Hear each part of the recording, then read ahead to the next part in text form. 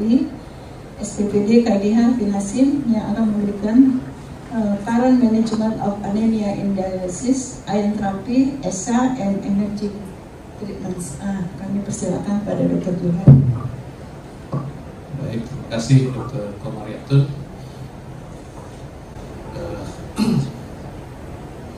Saya akan meneruskan apa yang disampaikan oleh Prof. Maimun. Namun sebelum saya meneruskan, saya ingin sedikit bercerita.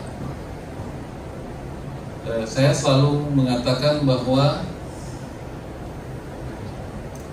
ilmu itu ada di mana-mana, tapi Bali hanya ada di sini. Makanya wajar tempat kita sepi kan. Kalau ilmu kita bisa ke internet, bisa kemana. Ini kita bersyukur bahwa kita selama ini sekarang ini berkumpul dan kita akan diskusi tentang sesuatu yang paling banyak kita temukan, terutama untuk pasien-pasien penyakit ginjal kronik. Ya, tadi sudah dikatakan oleh Maimun, kalau kita ada penyakit ginjal kronik ya temannya adalah anemia. Sekarang bagaimana cara kita mengatasi agar tidak terjadi lagi anemia? Ini judul kita, yaitu mengenai bagaimana terapi sekarang baik pada pasien CKD yang pre-dialisis maupun yang dialisis. Saya dari sini saja ya, jadi Prof. di sana, saya kembali ke sini supaya lebih enak.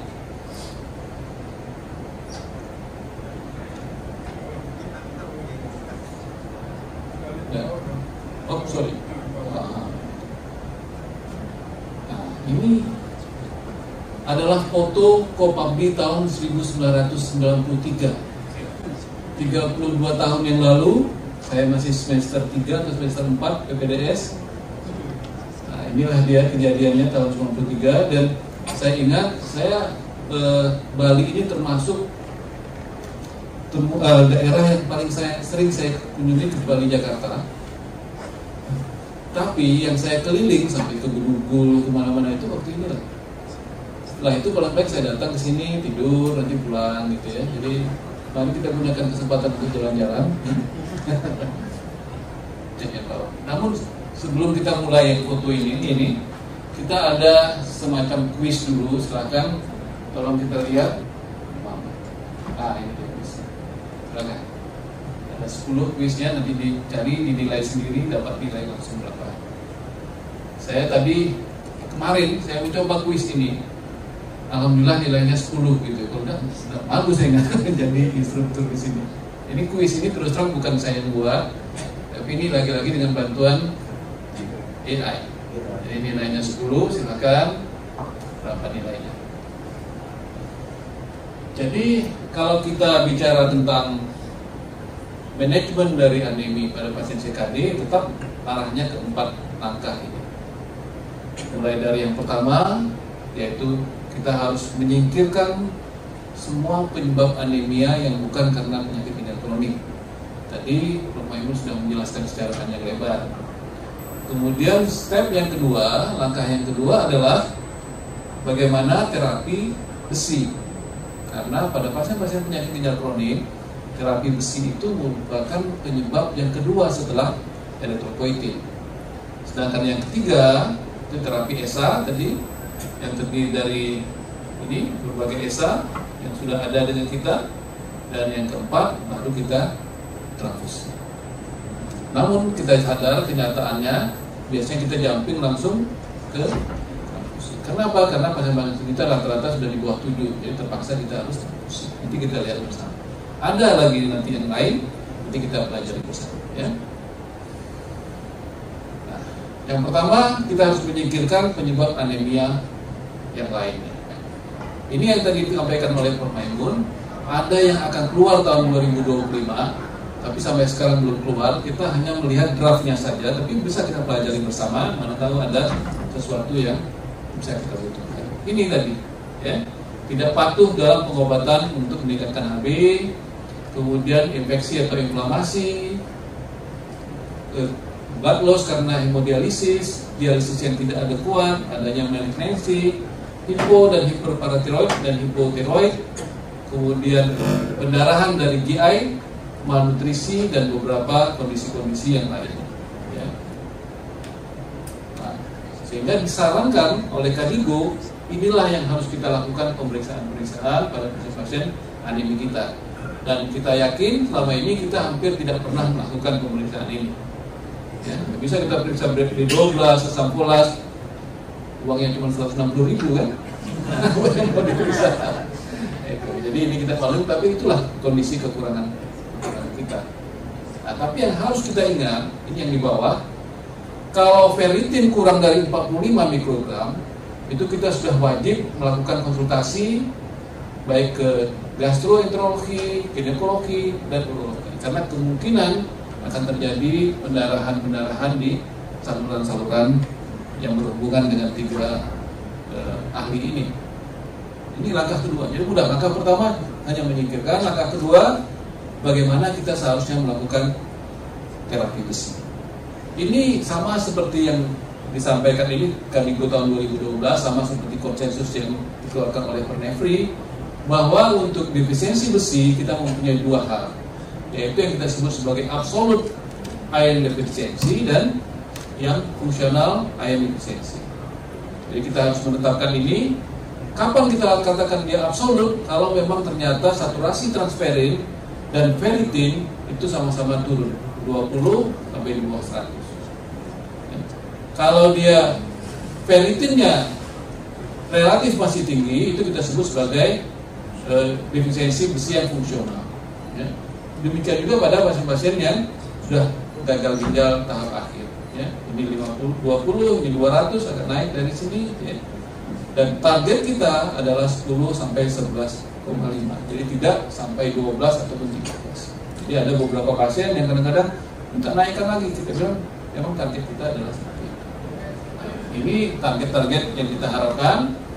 Ya, kalau HB-nya di atas 10 sampai 11,5, target ferritinnya di atas 100, 200 sampai 1200, sedangkan target saturasi transferin adalah di atas 20 dan 30. Transferin ini biasanya adalah pembagi dari besi ditambah IBC, ya, iron binding capacity.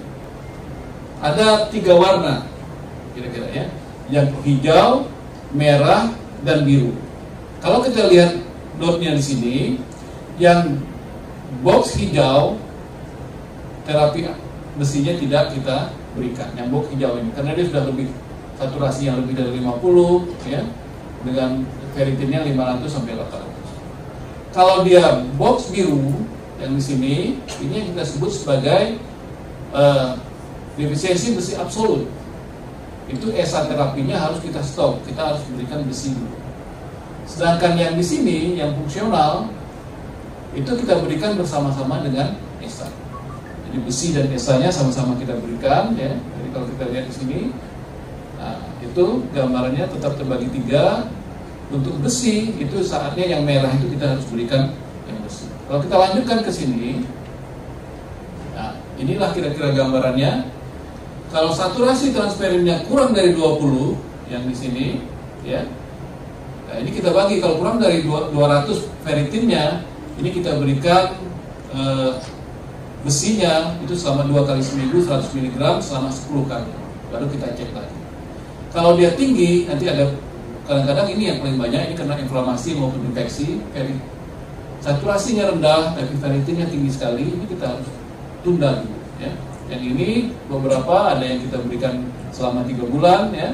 Kita evaluasi per 2 minggu, 4 minggu, di sini semuanya nanti bisa kita lihat bagaimana cara kita melakukan terapi besi.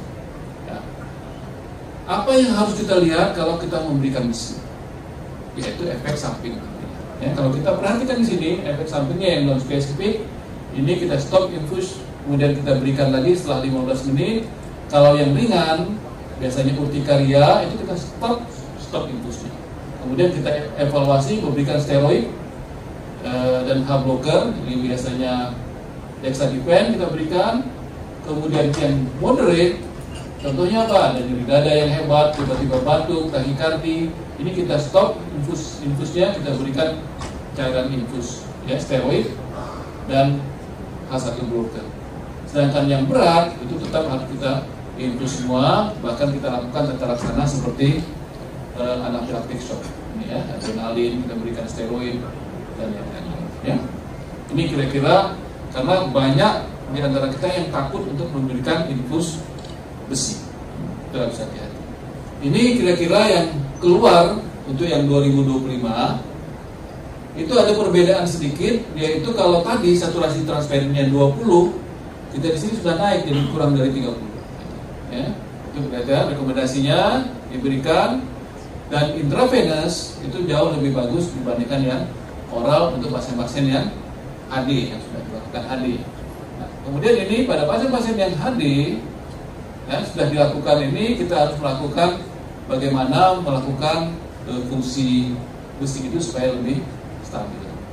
Untuk pasien-pasien yang tidak diberikan dialisis, ini di bawah, ya, ini atau peritoneal dialisis dapat diberikan kalau ferritinnya kurang dari 100, saturasi transfernya kurang dari 40, ini beda tadi 20 kan. Nah, inilah kondisi yang ada sedikit perbedaan antara yang 2012 dan 2025. Ya. Pada pasien-pasien yang diberikan yang tidak HD, yang sudah diberikan itu, kita harus menunjukkan apakah kita memberikan intravenous ataupun oral, itu sangat tergantung dengan kondisi pasien tersebut. Kalau memang masih bisa beroral, ya kita lakukan beroral. Kalau tidak, ya kita harus berikan secara. Sekarang kita lanjutkan step ketiga, yaitu bagaimana memberikan ESA terapi baik pada pasien-pasien pre-dialisis maupun pada pasien dialisis. Wah, ini sunset di usia 2 tahun berapa? 2016. Ya. Mesra juga ya. Baik. Ini adalah riwayat ESA yang mungkin banyak kita sudah tahu. Jadi mulai dari kenapa sampai tahu-tahu ginjal yang sakit, aneminya yang kena, ini mulai dari 1835, ya, yang mengatakan mungkin masalah erythropoiesis ini disebabkan oleh gangguan ginjal. Kemudian berkembang, ya, pada rabbit, ya, anemi, katakan bahwa kemungkinan erythropoiesis ini juga meningkat, yang disebut EPO itu baru 20 tahun kemudian. Baru pada tahun 1985 yang cukup baru, itu baru kita temukan EPO yang pertama. Ya, kita ingat dulu EPREX, ya, EPO yang pertama, dan sekarang EPREX sudah tidak ada lagi. Kalau kita lihat perkembangan dari EPO, mulai dari yang pertama tadi, yang generasi pertama itu rekomendasi EPO, kemudian masuk generasi kedua, yaitu yang kita kenal sekarang yang long acting EPO, namun ada generasi ketiga. Ini nanti kita lihat bagaimana peranan generasi ketiga ini untuk mengembangkan EPO yang kita sebut sebagai hybrid FC. Ya. Ini guideline tahun 2012 yang mengatakan jangan diberikan kalau HB di atas 10. Ya. Kalau dia HB kurang 10, ada pertimbangan-pertimbangan lain, yaitu bagaimana perkembangan dari level hemoglobinnya, responnya terhadap besi, kemudian apakah dia perlu transfusi atau tidak, dan risiko-risiko terhadap ESA-nya sendiri, ya, dan juga gejala-gejala yang mungkin ditemukan pada pasien-pasien tersebut. Ya. Nah, yang kadang-kadang kita lupa, kita tidak boleh memberikan EPO pada 3 pasien ini, yaitu pada pasien kanker yang aktif, pada ada history dari cardiovascular accident, CVA, dan history dari ada riwayat kanker. Ini tidak dianjurkan untuk memberikan EPO. Kadang-kadang kita lupa itu kalau ada pasien-pasien CVD, hemoragi itu sebaiknya tidak diberikan EPO. Ini rekomendasi yang baru draftnya, ya. Dikatakan di sini tetap sama kalau dia konsentrasi HB-nya 9 sampai 10. Itu yang pertama. Ya.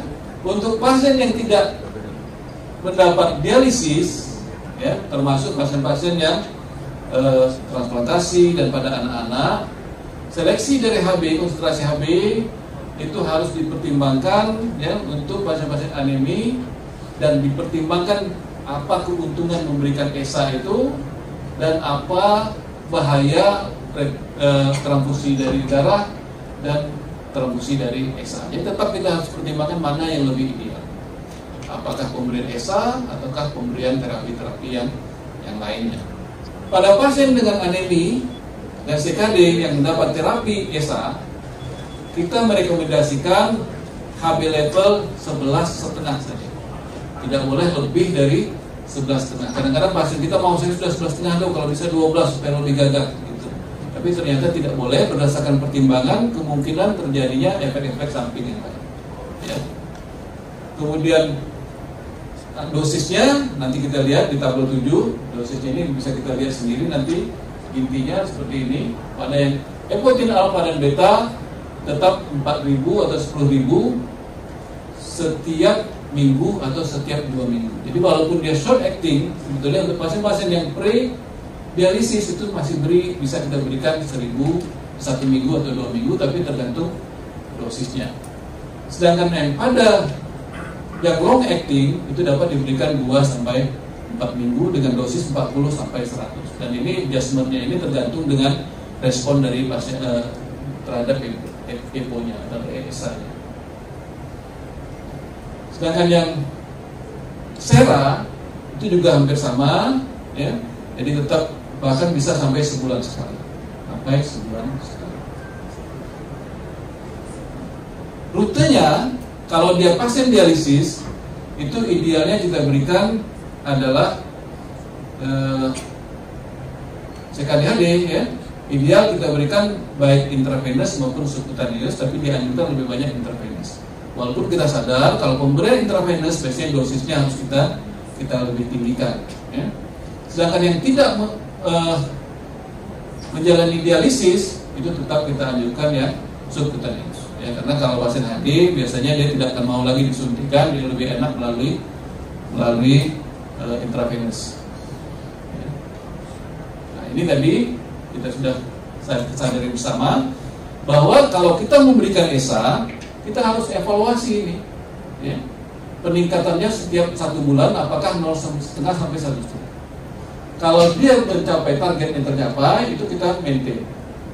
Kalau dia tidak tercapai, kita tingkatkan dari lebih dari 25% setiap 4 minggu, ya.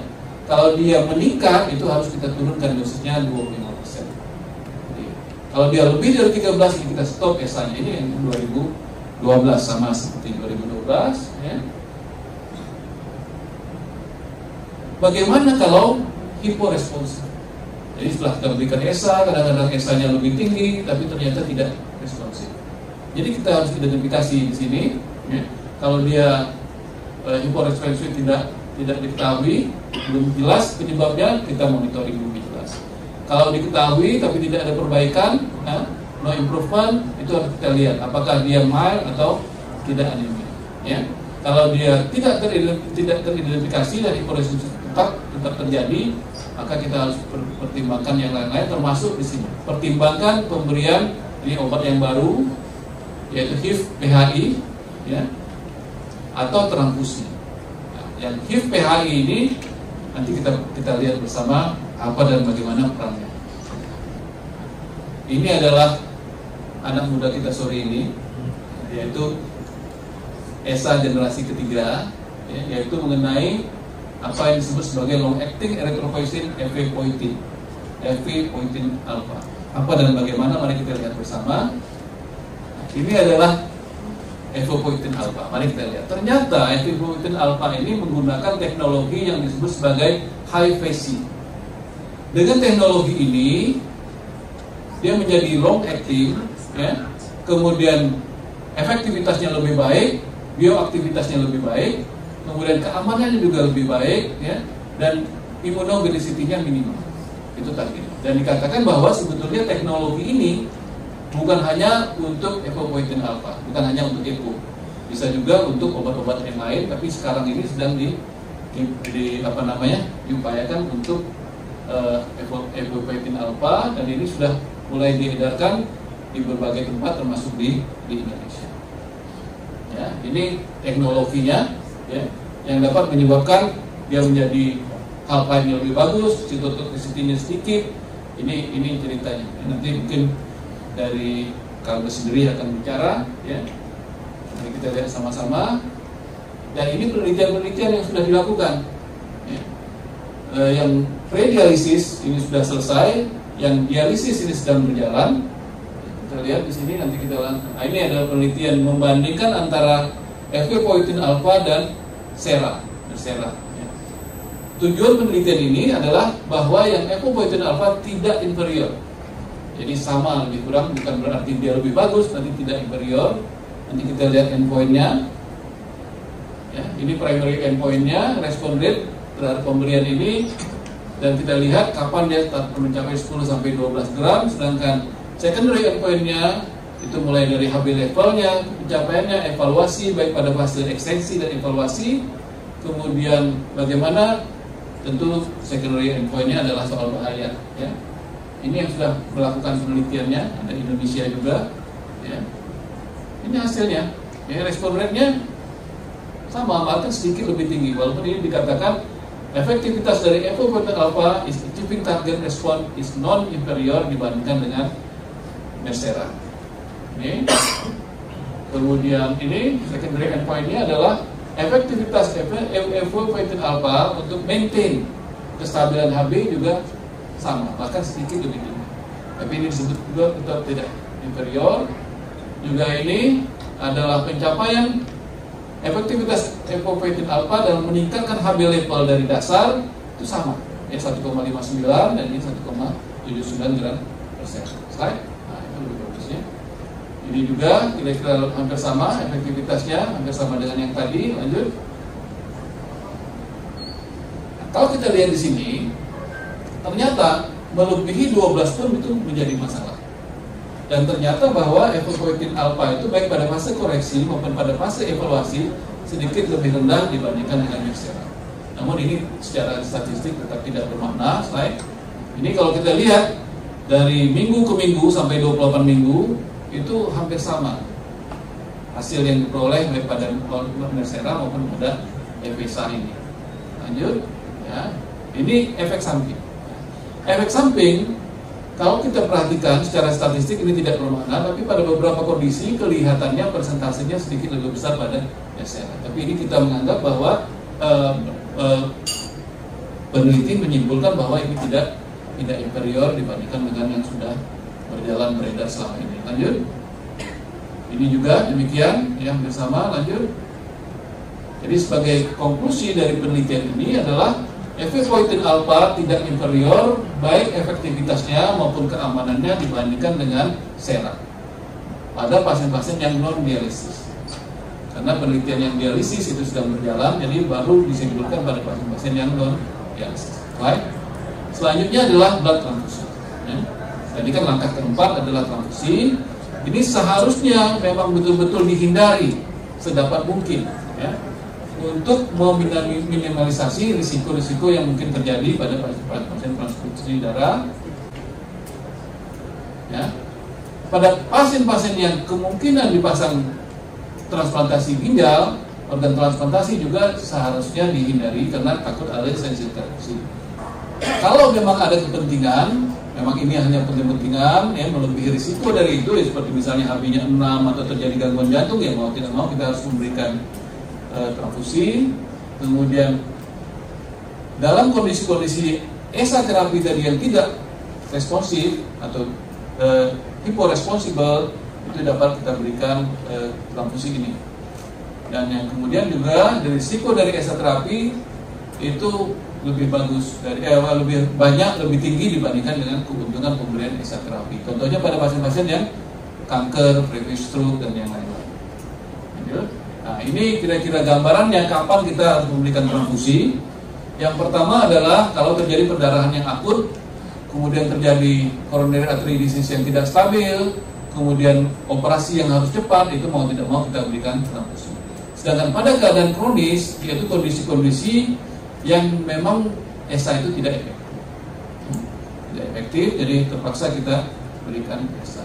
Ini sebetulnya risiko transfusi itu tidak terlalu banyak, ya. Demam 1/100, hemolitik 1/6000, tapi kenyataannya di kita memang cukup banyak, terutama yang hepatitis. Lanjut. Nah, ini hepatitis C 1/1.000.000 sebetulnya. Tapi kenyataan di kita, pasien-pasien HD kita itu banyak sekali terjadi hepatitis, baik hepatitis B maupun hepatitis C yang sebelumnya kita lihat ternyata tidak ada. Ya. Apa upaya kita untuk menurunkan transfusi darah ini? Ini berbagai alasannya, ya. Jadi yang kalau bisa operasi yang sedikit minimal invasif, ya. Phlebotomi kita kurangi, jangan banyak ada pendarahan, ya. Kemudian hindari pada pasien-pasien yang kronik yang tidak simptom, tidak ada gejala. Kemudian pada pasien-pasien dengan penyakit ginjal kronik, ya, ini triase ini harus betul-betul kita pertimbangkan, terutama untuk kandidat yang transplantasi.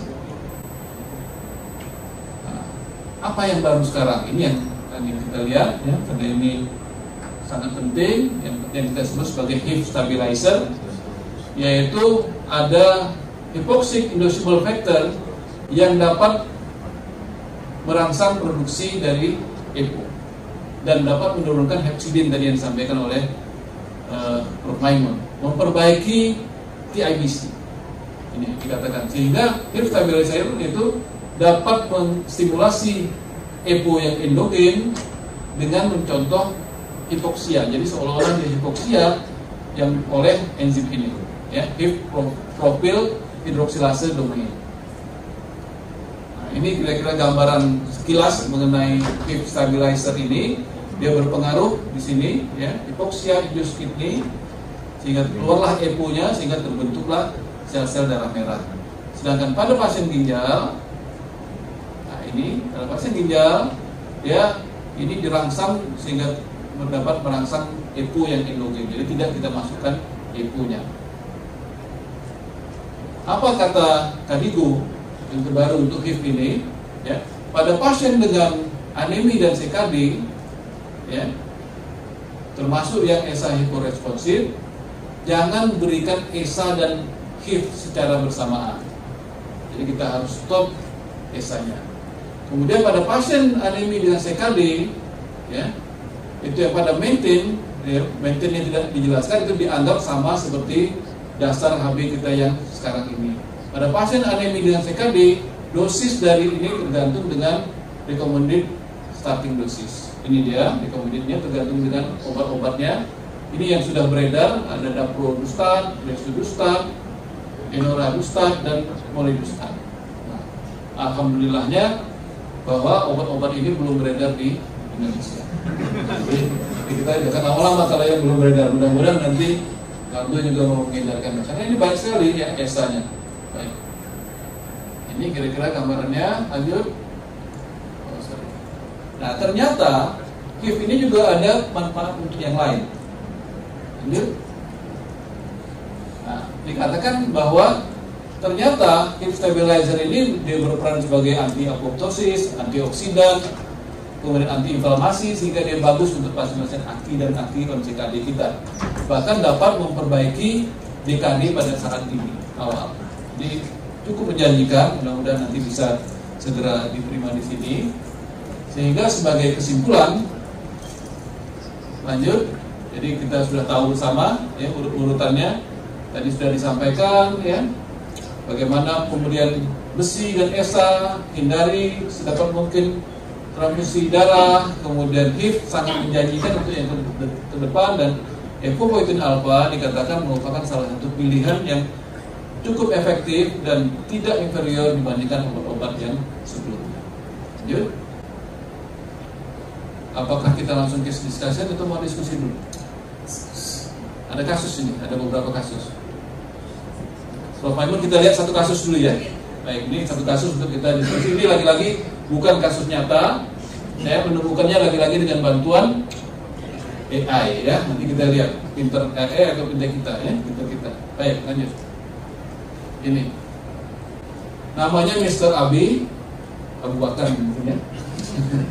Umurnya 62 tahun, laki-laki. Diagnosisnya adalah end-stage renalisis on maintenance hemodialisis. Sudah 3 tahun.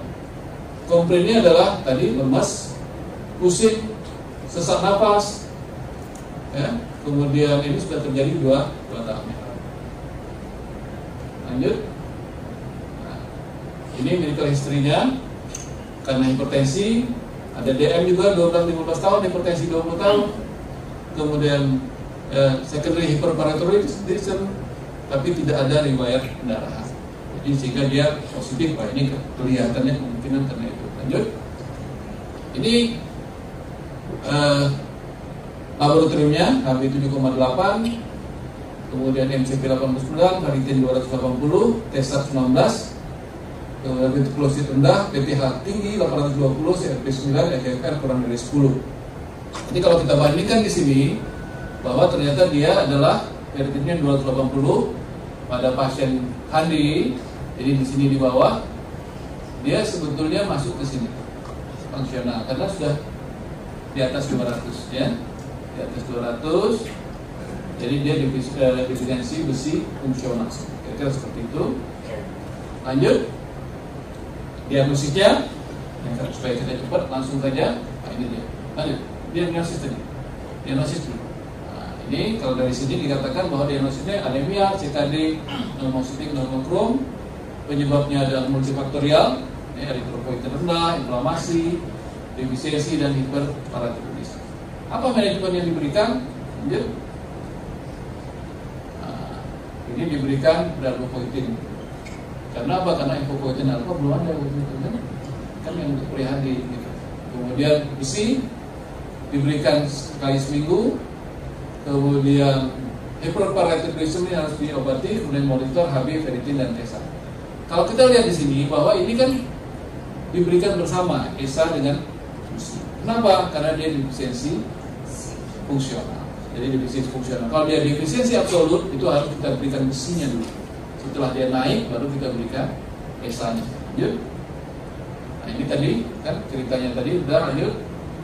Nah, setelah 3 bulan itu HB naik 10,4. Naik kan tadi kan 7,8 kalau tidak salah. Tidak perlu diberikan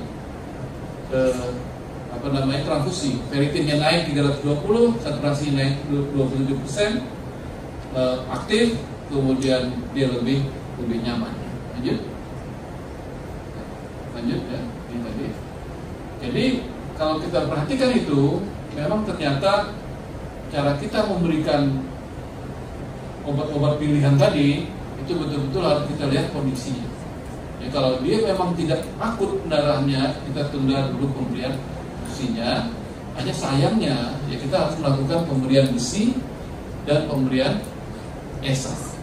Kenapa saya katakan sayangnya? Kadang-kadang terapi yang kita berikan itu tidak memadai.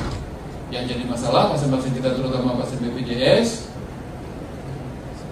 kita tidak memberikan obatnya, tapi kita tidak boleh meresepkan obatnya. Karena pasien-pasien BPJS tidak boleh membeli sendiri obat-obat. Dan saya sarankan suruh orang tuanya yang menikah, istrinya gitu ya, karena tidak boleh beli itu dia. Itu jadi apa poin-poin yang harus kita lihat pada kasus ini? Yang paling penting itu adalah kita harus secara reguler memonitor HB dan besi. Kemudian ESA harus diberikan dengan resep individual. Kemudian kita harus melakukan pengobatan inflamasi dan hiperparatiroidisme. Ini lagi-lagi kelemahan kita di sini, ya. Karena sulit sekali kita mau periksa PTH, mau periksa ferritin bahkan itu tidak mudah. Lanjut. Ini satu lagi, kalau tadi yang sudah HD, ini yang HD. Ini yang belum HD, ya. Umurnya 67 tahun, wanita, stage 4, karena diabetes, komplainnya adalah hampir sama dengan yang tadi. Ya, sudah 1 bulan, lanjut. Jadi ini CKD stage 4, diabetes, hipertensi, tidak ada riwayat bleeding, transfusi sebelumnya dan terapi air. Transfusi air. Lanjut. Ini adalah hasil labnya. HB-nya 8,3, saturasinya 18, ferritin 250. Kita cocokkan lagi, slide. Balik ke yang ke kanan ya, defisiensi fungsional. Jadi dapat kita berikan. Lanjut. Diagnosisnya adalah ini. Lanjut. Nah, ini. Lanjut. Ya. Manajemennya adalah ini. Manajemen tetap sama seperti tadi. ESA kalau ini diberikan yang short acting 3 kali seminggu, tapi alangkah kasihannya dia belum HD, dia harus datang, harus disuntik 3 kali seminggu. Terapi besinya setiap minggu selama 5 minggu, kemudian kita monitor. Lanjut. Nah, ini lagi balik ke sini, kita tetap pilihan yang merah itu. Silakan. Ini adalah follow up. Lanjut. Follow up-nya setelah 3 bulan HB-nya naik jadi 10,2, kemudian saturasinya naik jadi 26, semua keluhannya juga menurun. ESA-nya kita kita turunkan. Ya, lanjut. Jadi key point ini tetap sama seperti yang tadi, ya, tapi jangan sampai dia menjadi 13. Ya. Dan ini adalah kasus yang terakhir, ini mohon kita tanyakan, ya. Ini kasusnya orang Indonesia karena dia bahasa Indonesia. Ya. Seorang pria berusia 50 tahun datang ke puskesmas dengan keluhan cepat lelah dan lemas sejak 1 bulan terakhir. Pasien memiliki riwayat diabetes dan hipertensi yang sudah diderita selama 10 tahun. Telah diagnosis dengan penyakit kronik stadium 4 sejak 1 tahun yang lalu. AB-nya ini, ya, AB 8,2, ferritin 120, saturasinya 23, ya, EGFR-nya 24, kreatinin serum 3,1. Kalau kita kembalikan ke sini, jadi kasusnya adalah saturasi transferinnya sebetulnya dia lebih dari 23, jadi tidak kelihatan dia ada anemia defisiensi. Ya. Sedangkan ferritinnya 120. Dia belum HD ini di sini perginya, ya, kurang dari 100, tapi dia di atas, masih di atas 120. Lanjut. Nah, pertanyaannya ini harus kita jawab bersama. Ya. Lanjut. Jangan. Nah, jadi apa kira-kira diagnosis hematologis pasien ini? Mungkin ada yang mau kasih komen. Nah, hematologis saja. Anemi nggak pasien ini? Anemia biasanya kalau kena EPO adalah anemia nomokrom, nomor 3 slide. Gitu, ya. Ini diagnosisnya sama seperti tadi. Pertanyaan yang kedua, lanjut. Jelaskan mekanisme terjadinya kondisi tersebut. Tadi sudah dijelaskan panjang lebar oleh Prof. Maimun. Lanjut. Nah, penurunan produksi erythropoietin oleh ginjal, penurunan erythropoiesis dan anemia. Oke, udah oke semua. Lanjut. Apa indikasi pemberian ESA pada pasien ini? Mungkin ada yang ingin menjawab. Indikasinya, apakah bisa kita berikan ESA? Bisa karena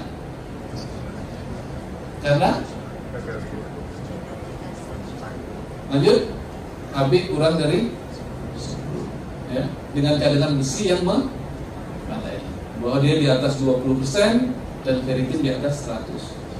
Jadi kalau kasus seperti ini, kita langsung bisa memberikan ESA. Lanjut. Apa target kadar hemoglobin yang ingin dicapai dengan terapi ESA? Tadi sudah kita jelaskan, ya, di atas 10 sampai 11,5. Lanjut. Apa komplikasi yang dapat terjadi jika ESA diberikan secara berlebihan? Lanjut. Ini risiko hipertensi, trombosis, stroke, dan peningkatan mortalitas. Ternyata dia sama seperti U-curve itu, justru kalau dia tinggi, itu risiko kematiannya juga akan semakin meningkat. Lanjut. Nah, ini adalah cerita waktu pandemi kemarin 2021. Ternyata pacaran pun masih pakai masker. Terima kasih. Assalamualaikum warahmatullahi wabarakatuh. Terima kasih Dr. Burhan, presentasi yang sangat menarik.